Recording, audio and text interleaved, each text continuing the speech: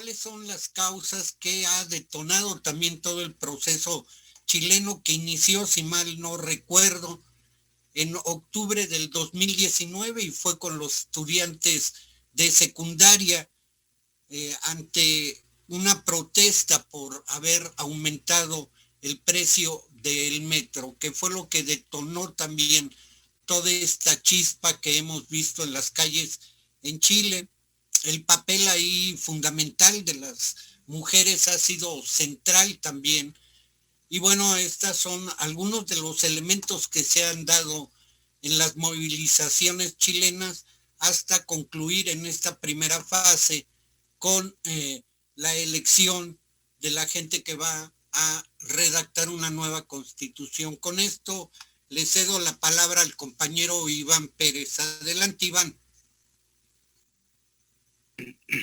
Bueno, Gerardo ya ha hecho el resumen completo de lo que yo iba a hablar, así que si quieren pasamos directo a las preguntas. Bueno, ya más seriamente, primero que nada, un saludo fraterno, afectuoso a cada una de ustedes, a los compañeros del Movimiento Comunista Mexicano, desde acá, desde Santiago de Chile. Mi reconocimiento a los compañeros que están también escuchándonos y que están en esta reunión también, a Josman, a Jesús, que particularmente son colegas que aprecio mucho y que agradezco que estén aquí en este momento. Bueno, y también desde toda la solidaridad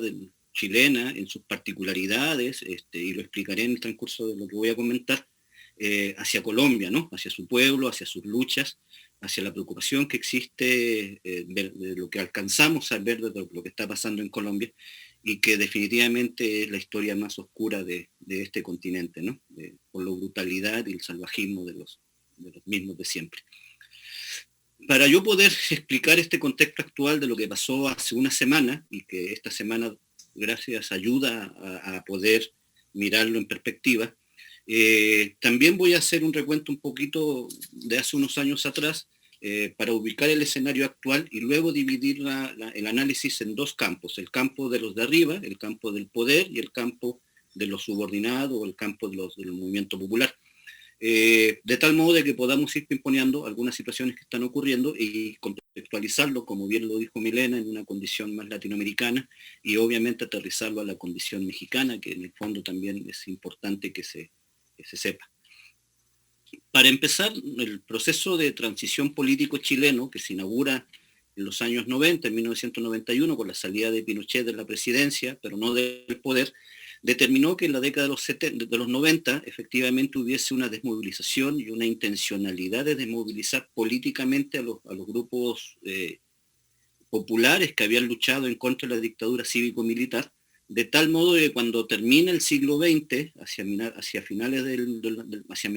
hacia el año 97 específicamente, existe un verdadero desencanto de la gente por la estructura política o la transición política que se había estado deviniendo en Chile. Pinochet seguía libre, la Constitución se estaba ejerciendo desde los años 90, de la Constitución que se había gestado durante la dictadura cívico-militar, y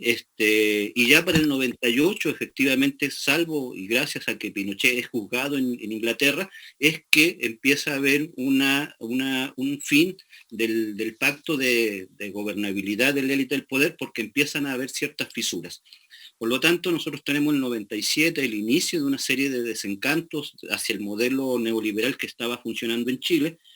Curiosamente, para poder salvar este desencanto del régimen político, en el 2010 en Chile se hace un gran acuerdo político para que el Partido Comunista pueda ingresar al gobierno de la concertación, de la centro-derecha, de la centro-izquierda, centro, hasta algunos grupos de la derecha, pero el Partido Comunista se incorpora como partido político, pero no se incorpora como masa de votantes. Por lo tanto, se incorpora como nombre, pero no se incorpora, insisto, como un grupo de participación relevante, pues saca solo el 5 o 6% a nivel nacional. Y durante el 2010, 2017, aparece, en 2006 incluso aparece la movilización de los pingüinos, los estudiantes de secundaria que están tratando de cambiar la ley orgánica del Estado con respecto a la educación de primaria, secundaria y prepa. Se trata de cambiar en el 2006 y en el 2011 viene lo que es la revuelta estudiantil de las universidades. Indudablemente los chavos que habían estado en las prepas, en la secundaria en el 2006, 3, 4, 5 años después están en la universidad, y en el 2011, 2012 empieza este movimiento donde México, nosotros lo vimos con la Camila Vallejo sobre todo, y es esta gran revuelta de la Tingüino a la revuelta universitaria. Y en el 2017, sale electo el actual presidente de derecha, Sebastián Piñera, con una salvedad. Vota el 40% de la población en esa elección nacional. Piñera sale elegido con el 26% del padrón electoral, y hay un 74% de personas que no votan por Piñera, que no van a votar, y que finalmente es un voto en contra de la derecha, pero diseminado y obviamente diverso. Y eso significó que Piñera ya asumiera en el 2017 con un gobierno desgastado y con una falta de legitimidad de su propio gobierno. Rápidamente llegamos al 2019, llegamos a octubre de la revuelta popular, y en esa revuelta popular lo que ocurre, se agudizan todas estas luchas que se venían dando desde los años anteriores, y para octubre del 2018, si no me equivoco, 2019, lo que aparece con el estallido social es específicamente el quiebre y la fractura del bloque de poder, en donde el pueblo irrumpe en un gran movimiento social que, como dice Gerardo, se motiva por el alza del pasaje del metro, pero que al mismo tiempo rápidamente los sectores subordinados, los sectores populares, logran encauzar todas las demandas que tenían atravesadas durante 30 años, los 30 años de la transición entre 1991, la década de los 90 y hasta el año del estallido social. Por lo tanto, nosotros decíamos en aquellos tiempos, no son 30 pesos, son 30 años. En el estallido social, que pasa que surge desde los sectores populares y que atraviesa a toda la sociedad, ustedes quizás lo vieron como un gran movimiento, como una gran continuidad de gente yendo todos los viernes a la Plaza de la Dignidad, y todas las luchas que se dieron, la misma represión que se está dando hoy en Colombia. Ya Milena lo decía, nosotros tenemos 2.500 presos políticos producto del estallido social o de la revuelta popular, y tenemos 359, 360 chavos y chavas que tuvieron daño ocular en uno o en dos de sus ojos, precisamente porque la policía militarizada chilena disparaba al rostro, ¿no? A la altura de la cabeza. Es así como cuando llegamos a marzo del año 2020, en un proceso de movilización continua, y yo les decía que ustedes veían el proceso como de la revuelta popular como uno solo, hay 3 momentos bien marcados a nivel nacional, a nivel interno, que quizás no se alcanzó a ver desde afuera. El primero es desde el 18 de octubre al 15 de noviembre de ese año, de la revuelta popular, porque el 15 de noviembre la élite del poder, para poder sostenerse en la forma de gobierno, y estoy hablando de la derecha, la centro derecha y la centro izquierda, firman un gran acuerdo por la paz y la gobernabilidad en este país, el 15 de noviembre de ese año. Y una de las cosas que ellos pactan es llevar a la conformación de una asamblea constituyente que elabore una nueva constitución. Desde el 18 de octubre al 15 de noviembre, las luchas populares en las calles había determinado que todo el bloque del poder y sus institucionalidades jurídicas de los partidos políticos, los medios de comunicación, la estructura de lo que es el régimen político, se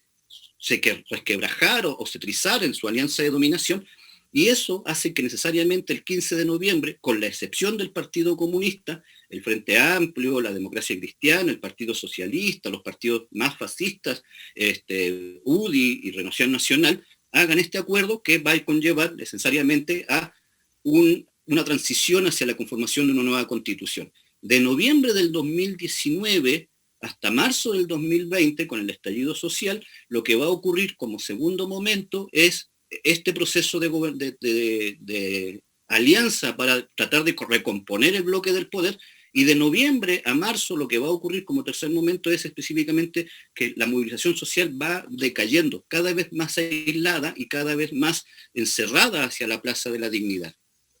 De tal modo que cuando ya llegamos específicamente a marzo del año 2021 con la pandemia aquí en Chile, la pandemia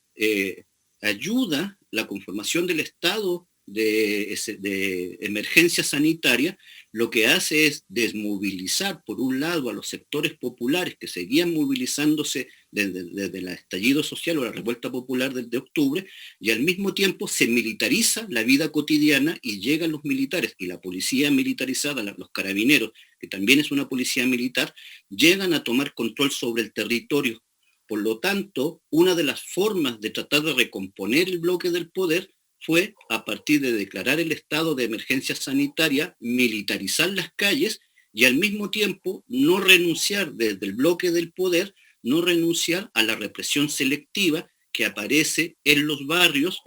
populares, en aquellos barrios que seguían estando movilizados, ya no necesariamente contra el gobierno, sino que por los elementos de carencia o de hambre. Entonces, en la medida de que se va generando en el año 2020 el estado de excepción sanitario, se generan procesos de abierta represión en Chile,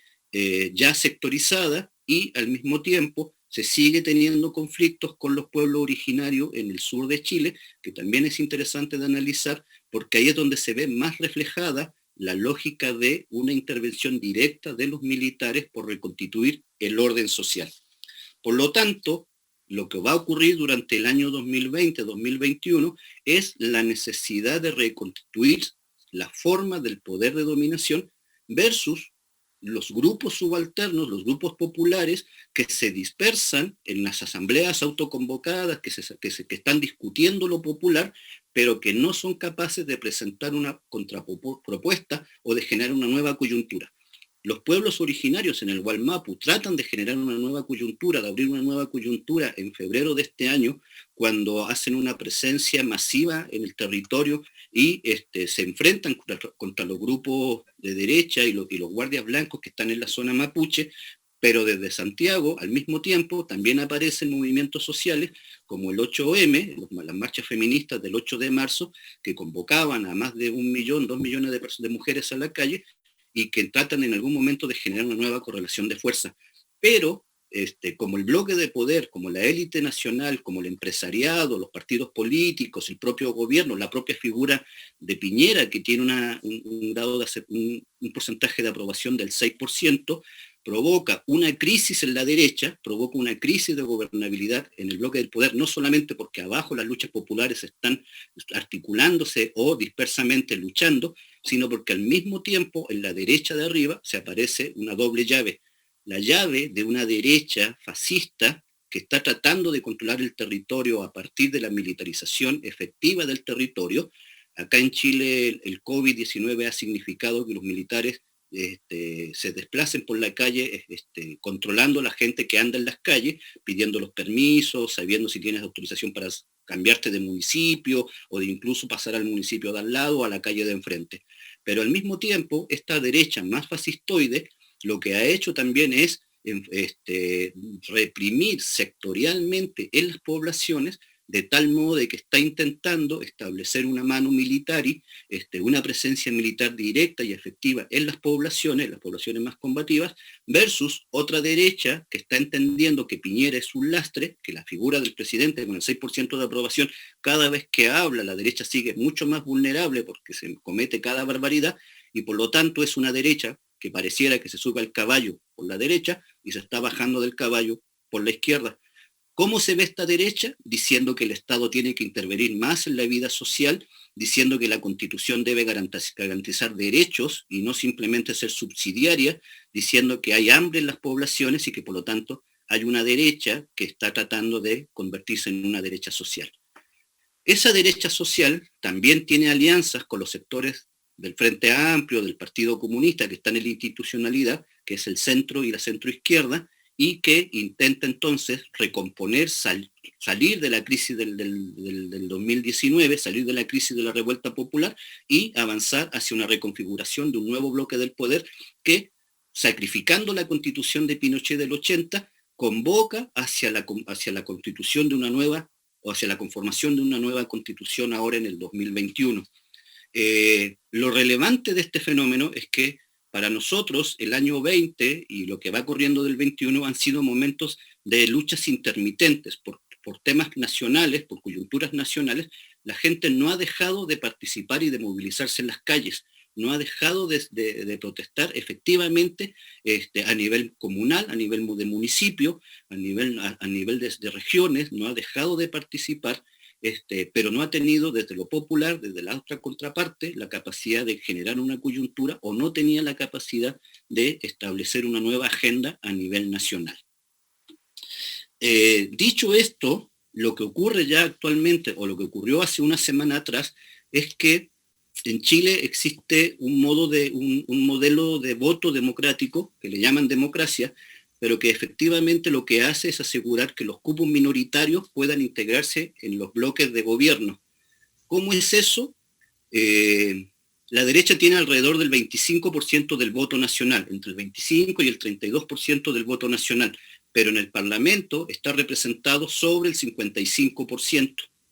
Y la izquierda, que tiene una representación, o la centro derecha, la centro izquierda, que tiene una representación del 30 o del 40%, está representado en menos del 20 o del 25%. ¿Cómo es que las mayorías están representados de forma minoritaria y los minoritarios están representados en forma mayoritaria? Es porque la ley electoral en Chile determina que gana el candidato de la lista más votado.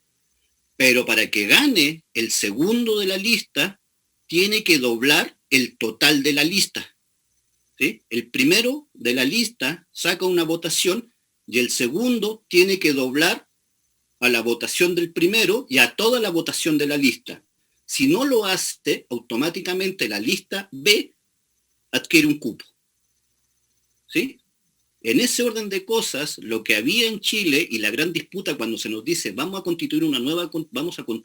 constitución, es que la pelea era el famoso 2/3. Si la derecha tiene representación en esta forma de votación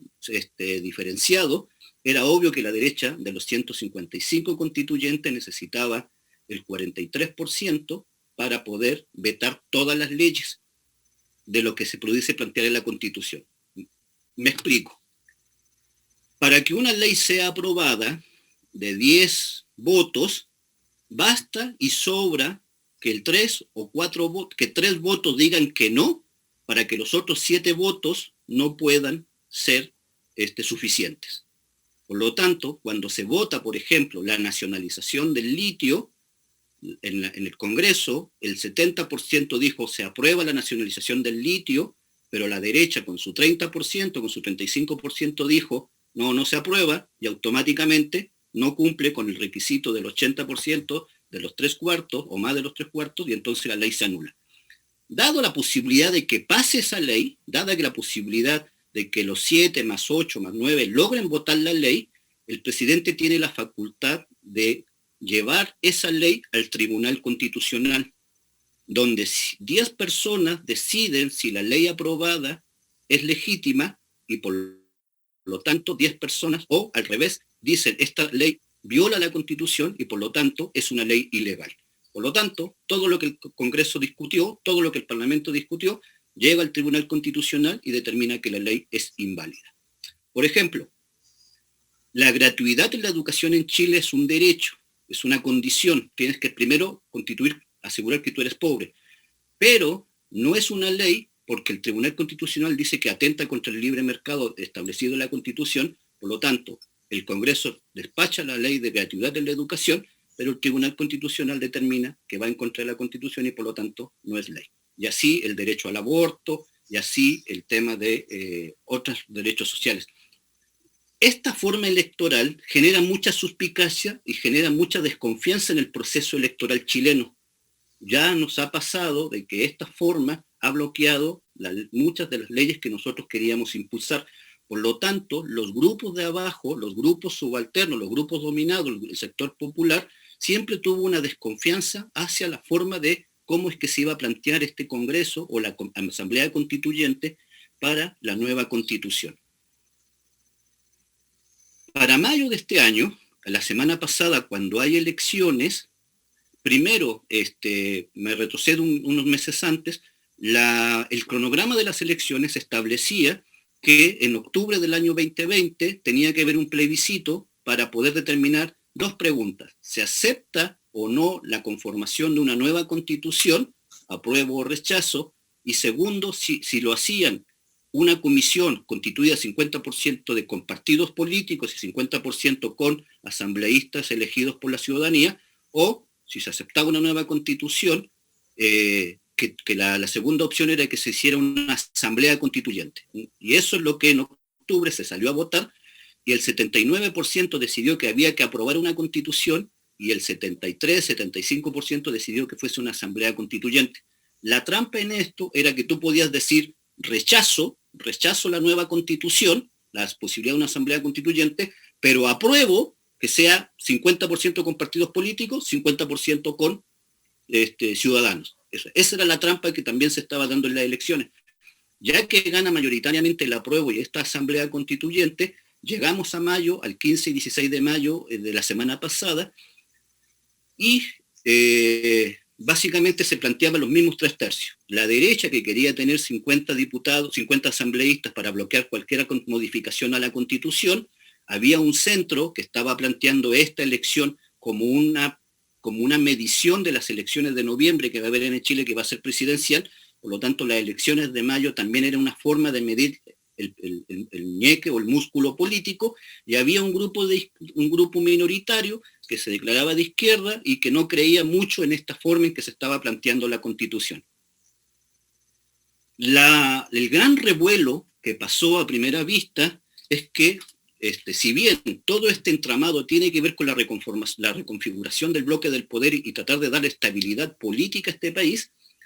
aparece una fuerza inorgánica, o a primera vista que era inorgánica, aparece o irrumpe una fuerza que se declara apolítica, se declara antiizquierda, antipartidos políticos, y que es la Lista del Pueblo, que son todas estas asambleas autoconvocadas que nadie estaba viendo, que nadie reconocía, que no aparecían en el imaginario político nacional, y que irrumpe con 47 delegados a la Asamblea Constituyente. Ellos tienen la capacidad propia de imponer temas y de vetar otros temas que no les incumban o no les interesen. Aparece una Lista del Pueblo que son todos aquellos grupos autoconvocados que venían de la revuelta popular.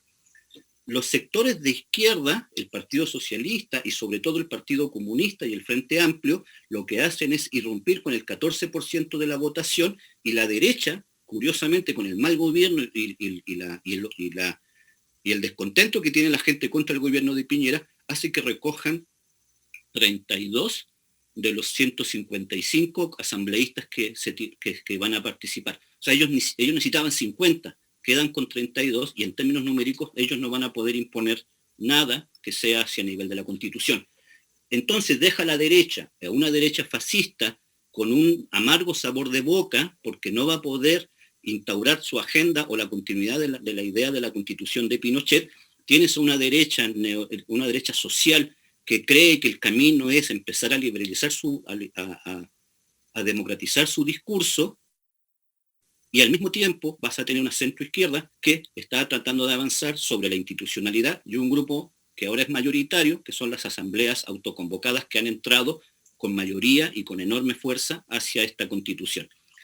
Ahora, ese es el panorama que se da y que se celebra a nivel general. Si tú lo ves más hacia datos estadísticos, en Chile, para la Asamblea, para la elección de octubre, para decidir si se hace o no se hace una nueva Constitución, votó cerca del 60% del padrón. Ahora votó el 48% del padrón. O sea, hay menos del 50% de la gente que tenía que votar salió a votar, y entonces lo que te queda es que en realidad, si Piñera había sido electo con el 26% del padrón electoral en el 2017, la derecha sigue conservando ese 26%, más o menos,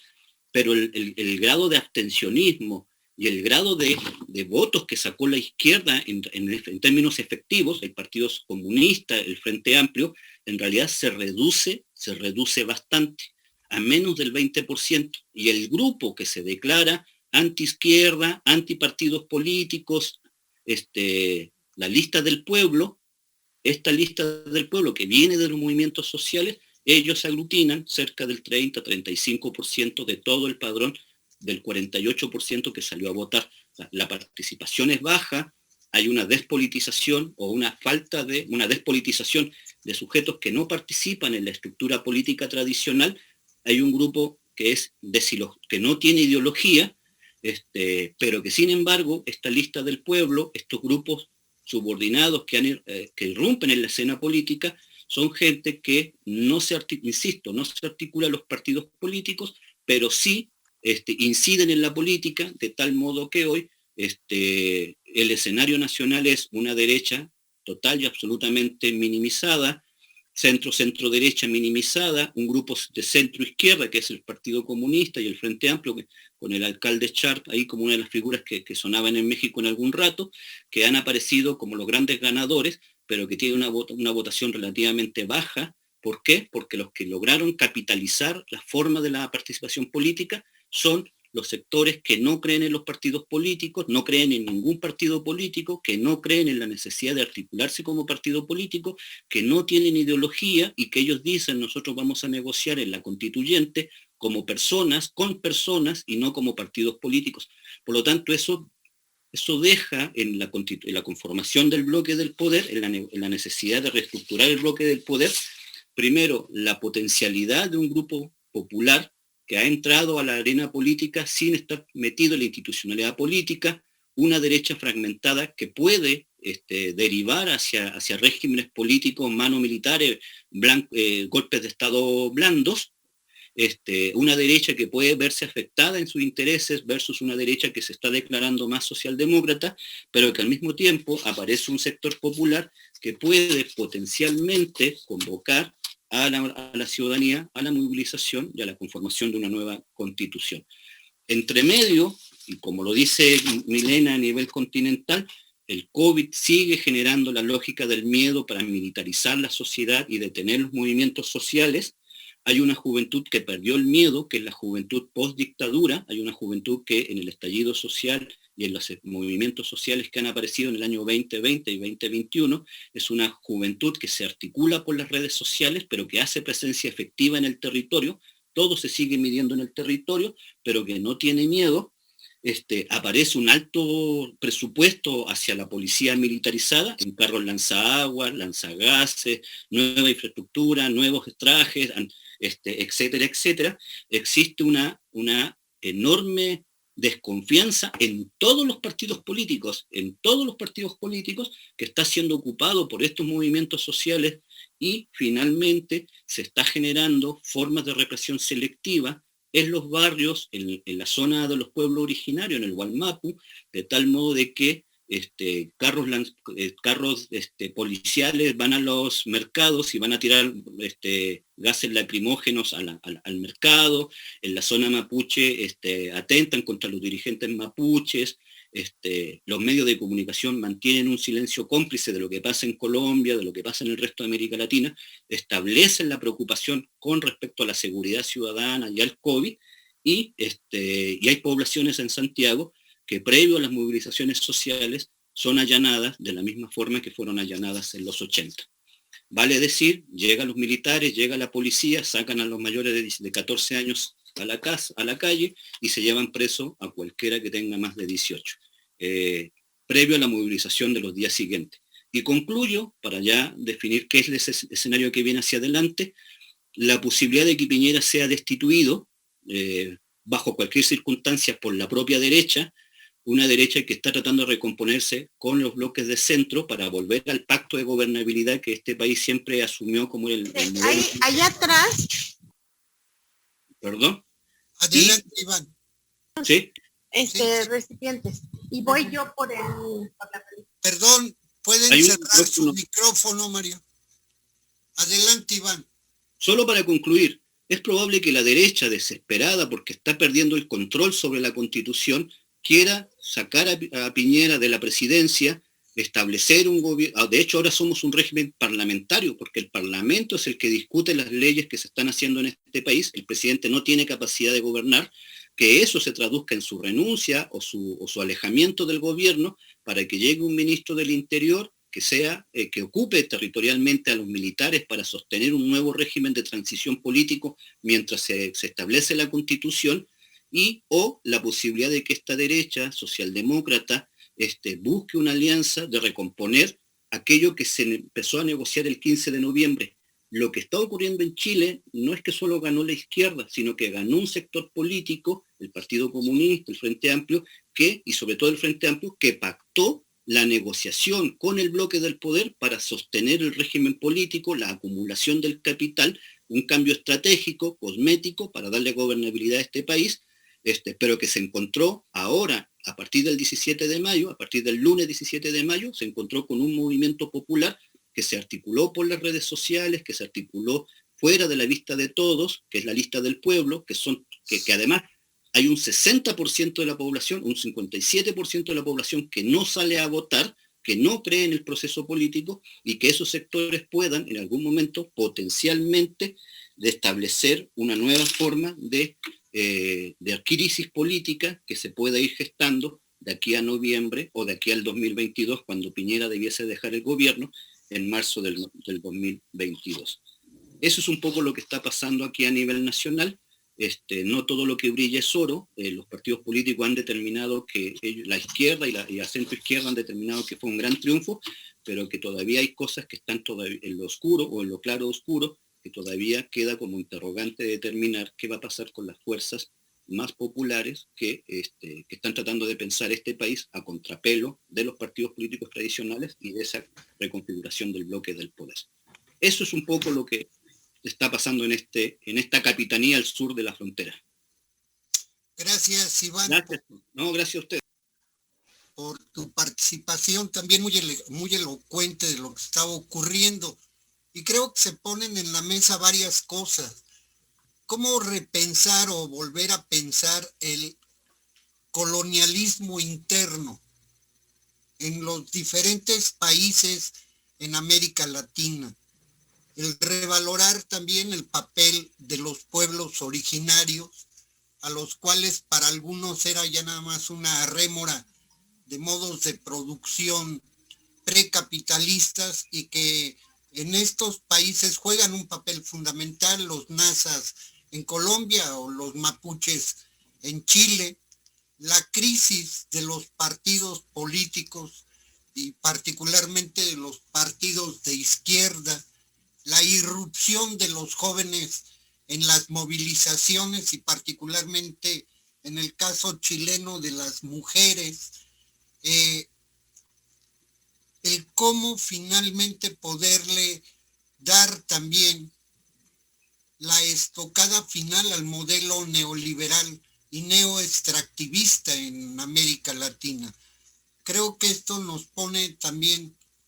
a repensar mientras el capital teje redes no solamente a nivel local, sino también a nivel regional y global. La izquierda se ha ido difuminando, dispersando y no genera estas redes de solidaridad. Yo con esto les doy las gracias a ti y a Milena por su participación.